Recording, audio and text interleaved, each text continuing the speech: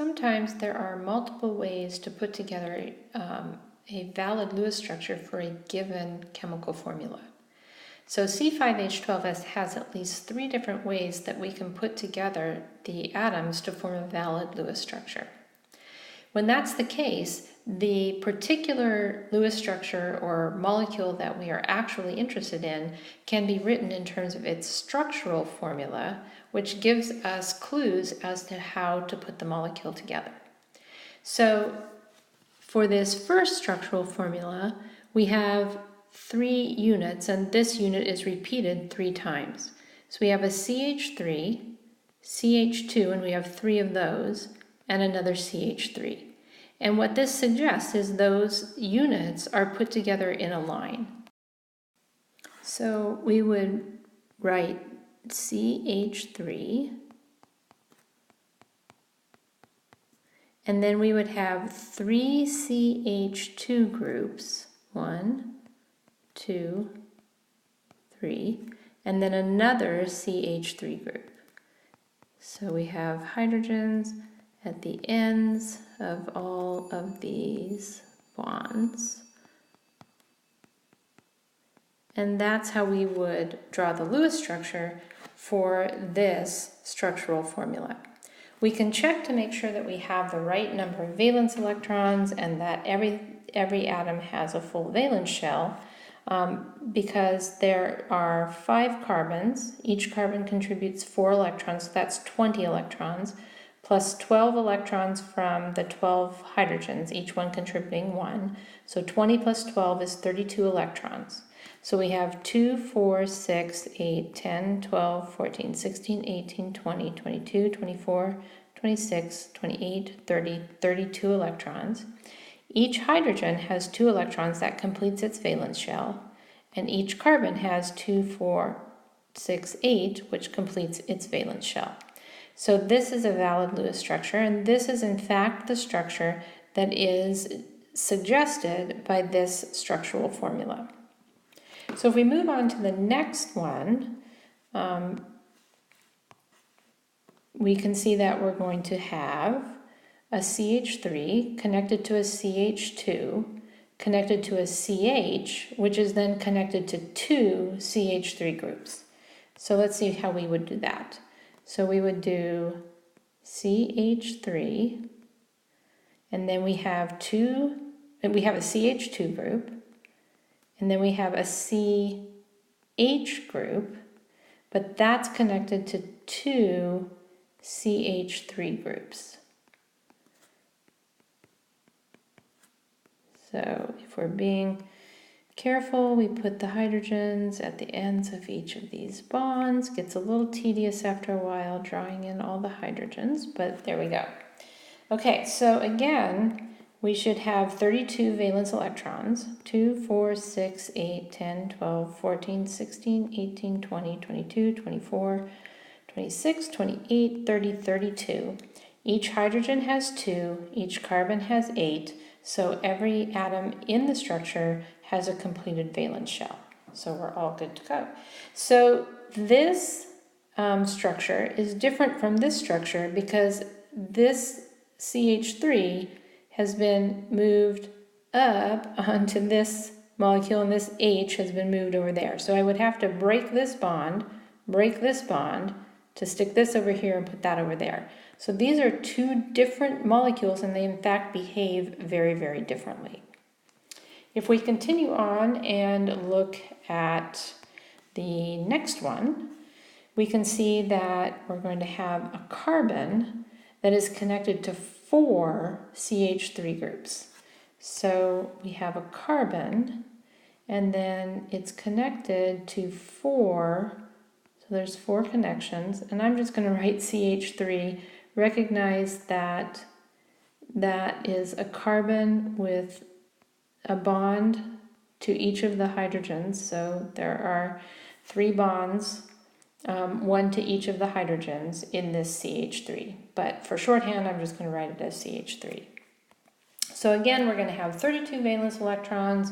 Each one of the atoms has a completed valence shell, and this would be the Lewis structure for this structural formula. Again, this is a very different molecule than this one or this one, and they all have very different properties. In fact, this is a liquid at room temperature, and this is a gas at room temperature. Let's do one more example of this that contains more than two types of atoms. So let's do one that contains carbon, hydrogen, and oxygen. So C2H4O2 can either, there are probably more ways than two, but there are two possible ways that we can, at least two possible ways that we can connect these atoms to form a valid molecule. So one structural formula is CH3COOH, and the other is two CHOH groups connected together. So let's look at this one first. So if I just look at this, I would have a CH3 group. Okay, this carbon needs one more bond, and it's apparently bonded to this other carbon, which then has two oxygens and a hydrogen.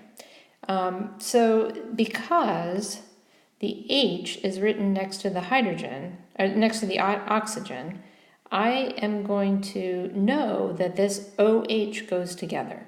So this carbon is bonded to an oxygen and an OH, okay? So I'm going to need an oxygen and an OH.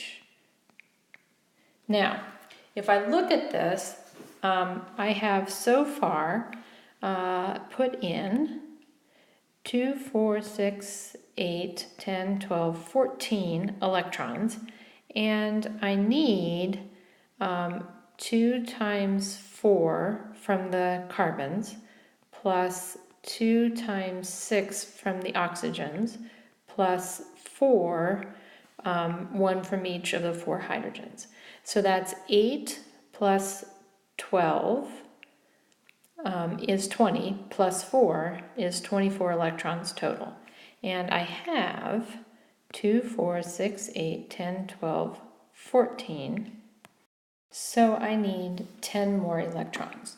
So I'm going to put those in by starting with the outside atoms, and I can't give any to hydrogen, so I'm going to give them to the oxygens.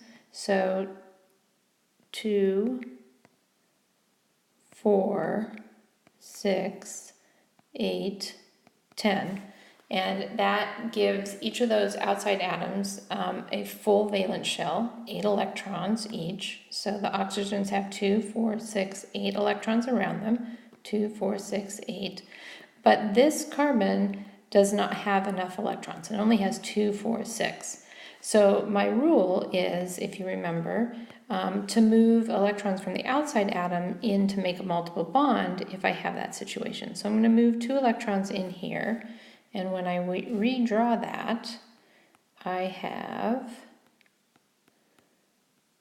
CH3, C, double bond O, OH, and I have 2 lone pairs left on this oxygen and 2 lone pairs on this oxygen, and that is my final Lewis structure. We can check everything out and make sure that everything works. Let's count the electrons. 2, 4, 6, 8, 10, 12, 14, 16, 18, 20, 22, 24. So there's the 24 electrons that I need. This carbon has 2, 4, 6, 8 electrons. This carbon has 2, 4, 6, 8 electrons. This oxygen has 2, 4, 6, 8. This oxygen has 2, 4, 6, 8.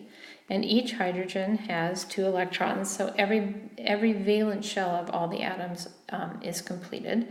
And so that would be a good Lewis structure for CH3COOH.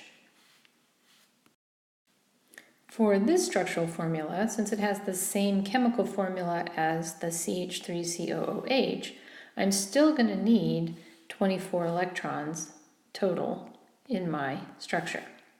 So I'm going to start by thinking about how I might connect one of these little fragments together such that I could connect the two fragments together to make a full molecule. So CHCOH suggests to me that the carbon is in the middle and there's a hydrogen connected to that carbon and an OH connected to that carbon. And now I need two of these, so I'll just draw another one. And I need to connect the two together. So far I have 2, 4, 6. There's a bond between the oxygen and the hydrogen, which I forgot to draw in. So there are 2, 4, 6, 8, 10, 12 electrons so far. And so if I just connect these two, that's another 2 electrons. So far I've used 2, 4, 6, 8, 10, 12, 14 electrons. So I need 10 more. So I'm going to do my usual thing of putting pairs of electrons around the outside atoms. Hydrogen can't get any because it's got a full valence shell already. So 2, 2, 4, and another 4. That's 8. I need 2 more.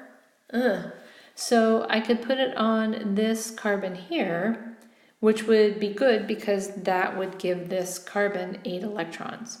But this carbon still doesn't have 8 electrons. So one of my central atoms, both of these carbons could be considered central atoms. One of my central atoms does not have 8 electrons. So what I'm going to do is I'm going to take these 2 electrons and share them between the carbons. And then when I redraw that, I'm going to end up with carbon, hydrogen, a double bond between the carbons, and then my OH groups.